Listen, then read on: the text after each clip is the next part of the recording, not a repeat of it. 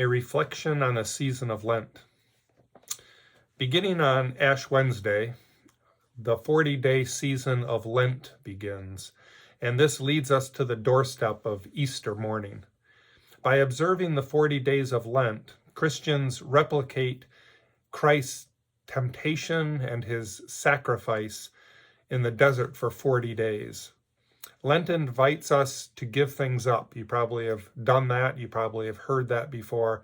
Give up something for the season of Lent, which is trying to give something up that you care about that would require some sense of sacrifice for 40 days.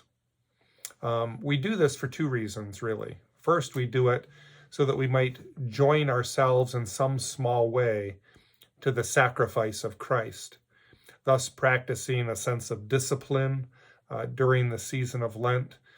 And secondly, we do this to deepen our gratitude for the things that we do have.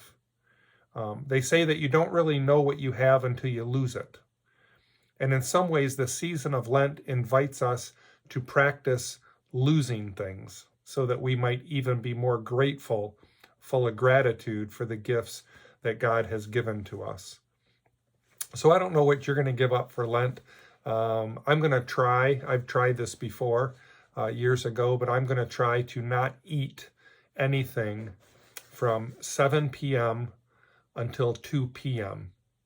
Every day during the season of Lent. So we'll see how successful I am at doing that. But chocolate, give up television. I've heard of people who've given up Facebook, their cell phone. One person said they're going to give up laziness this year. That would be a tough one to give up, wouldn't it? Television, that's always a big one. So I dare say Lent invites us to a place of vulnerability. That's the point of giving something up. That's the point of focusing on what we can sacrifice for the sake of this world and for the sake of others.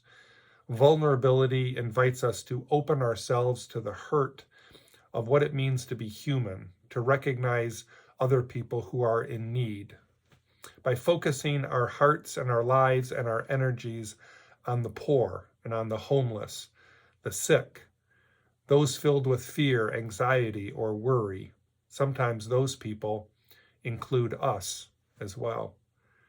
Lent invites us ultimately to a deeper compassion, a connection, not only with God, but with our fellow humans as well.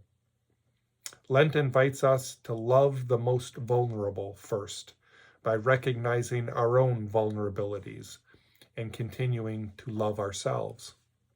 Lent invites us into a life that is richer, deeper, and more thankful, at least more so than the unexamined life or the superficial life or the self-centered life. Let us hear now a reading from the book of Isaiah.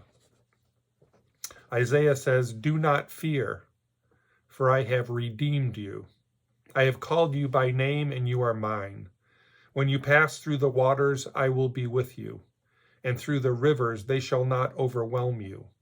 And when you walk through fire, you shall not be burned, and the flame will not consume you. For I am the Lord your God, the Holy One of Israel, your Savior."